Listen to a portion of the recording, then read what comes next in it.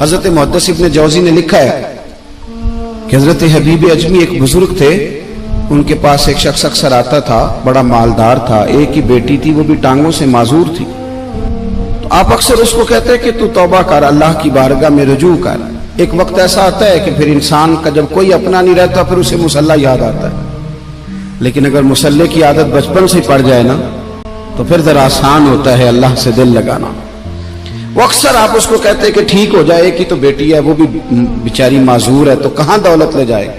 آج کرتا ہوں، ہم تاریخیں دیتے رہتے ہیں نا اللہ تعالیٰ کو معاذ اللہ کہ رمضان سے میں نے نیک ہو جانا ہے، عمرہ کر کے آؤں گا تو پھر میں پکا نمازی ہوں۔ خدا کے بندو، کس نے تجھے بتایا کہ رمضان تک تو زندہ رہے گا؟ کس نے خبر کی کہ عمرہ کرنے تک تو بچے گا؟ حضرت حبیب اجمی اس کو کہتے تو کہتا بڑی جلدی ٹھیک ہو جاؤں گا۔ ایک دن سویرے سویرے توبہ کرنے آ گیا۔ آپ نے فرمایا کیا ہوا؟ تو کہنے لگا حضرت جی کل ایک 15 سال کا نوجوان ملا ہے اور مجھے توبہ کرا گیا۔ مزہ ہی اس عمر میں اللہ اللہ کرنے کا، نبی کریم سے محبت بھی کرنی ہو تو یہی عمر ہے۔ عشق لگا سی کھیڈاں کھیڈ دینوں تے پھر مینوں کھیڈاں بھول گئیاں، کجل پایا سی میں یار دے ویکھنے نوں، پھر او دی یاد وچ روندیاں ہی ڈل گئیاں۔ حیدر شاہ اس گلی کدے نہ رول دی، پر ہن تے رول گئیاں۔ جن لوگوں نے ابو جہل کو قتل کیا تھا ان کی عمر بھی 15 سال تھی۔ ہم تو بڑے نہیں نہ ہوتے ساری زندگی، نہ ہمیں کو بڑا ہونے دیتا ہے، ہم بڑے ہی نہیں ہوتے، یہ تو عمر ہے کچھ کل گزرنے کی۔ 15 سال کا نوجوان توبہ کرا گیا تو آپ حضرت حبیب اجمی کہنے لگے وہ کیسے؟ کہنے لگا حضرت جی میں کل منڈی گیا تھا، مجھے کچھ سامان خریدنا تھا، تو بغداد کے بازار سے میں نے مچھلی خرید لی 10 کلو، باقی بھی سامان تب خود لے جا نہیں سکتا تھا۔ تو مزدور آپ کو پتہ ہے بیچارے آج بھی سڑکوں پہ بیٹھے ہیں، تو مزدور بیٹھے تھے تو ان میں ایک نوجوان 14-15 سال کا، چہرے پہ بڑی روشنی۔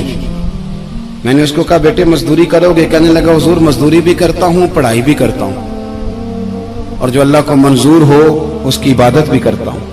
میں نے اسے کہا کہ یہ میرا سامان ہے فلاں جگہ پہنچانا ہے، کیا لوگے؟ کہنے لگا 3 دینار مزدوری۔ سودا طے ہو گیا، اس نے سامان اٹھا لیا۔ کہتے ہیں رستے میں ظہر کا وقت ہو گیا، کہنے لگا چچا اگر اجازت دو تو نماز پڑھ لوں۔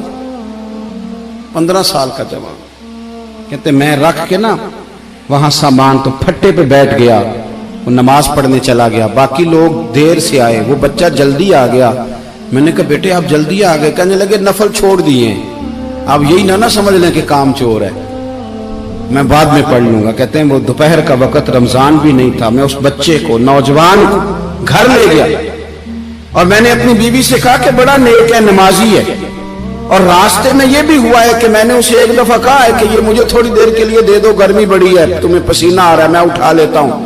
کہنے لگا نہیں چچا میں رزق حلال کھاتا ہوں، اگر آپ اٹھائیں گے تو میں 3 دینار مزدوری پوری نہیں لوں گا، پھر پیسے کم کروں گا، میں نے طے کیا ہے کہ اٹھاؤں گا۔ تو کہتے ہیں میں نے اپنی بیوی کو بتایا تو بڑی متاثر ہوئی، کہنے لگی دوپہر کا کھانا پک گیا، اسے کو روٹی کھا لے، رمضان بھی نہیں تھا۔ کہتے میں باہر نکلا، اس کو 3 دینار تھمائے، تو میں نے کہا بیٹے ایک بات میری مانو گے؟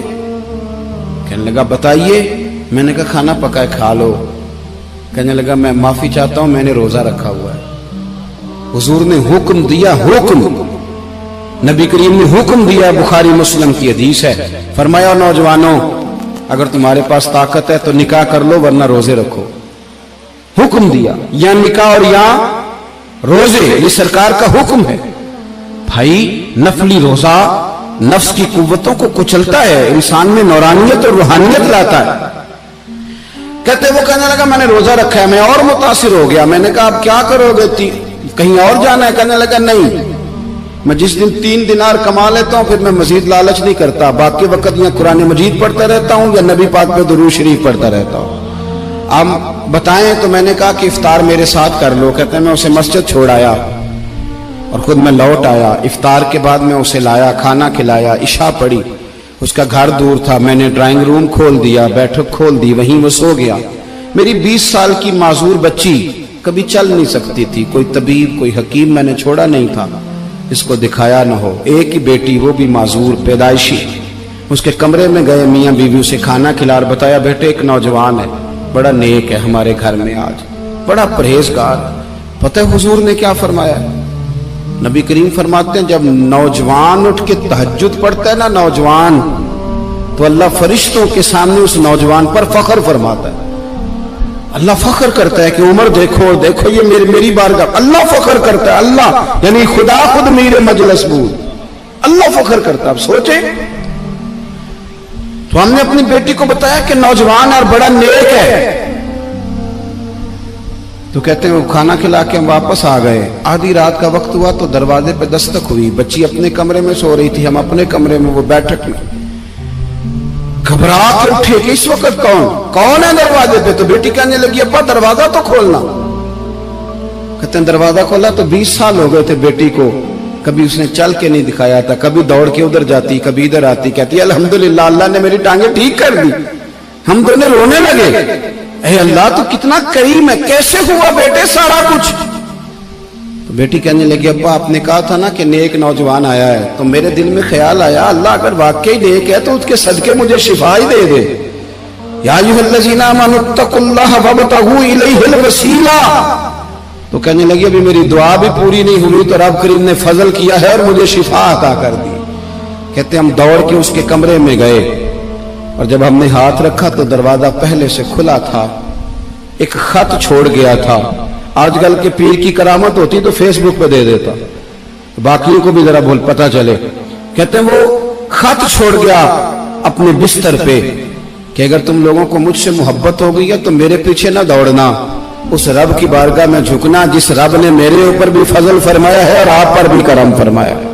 میرے نوجوان دوستو, یہ جو بچپنا ہمیں لوگ کہتے ہیں نا ابھی بچے ہو, ابھی جب آپ بالغ ہو گئے تو نماز فرض ہو گئی, سچ بولنا ضروری ہو گیا, رزق حلال کھانا ضروری ہو گیا, شریعت ساری کی ساری لاگو ہو گئی. ایک تو درگزر سے کام لیں, دوسرا اپنی زندگی کے اندر خواہشات کو چھوڑیں. سادہ کھانا تو ویسے ہی انسان کو تندرست رکھتا ہے.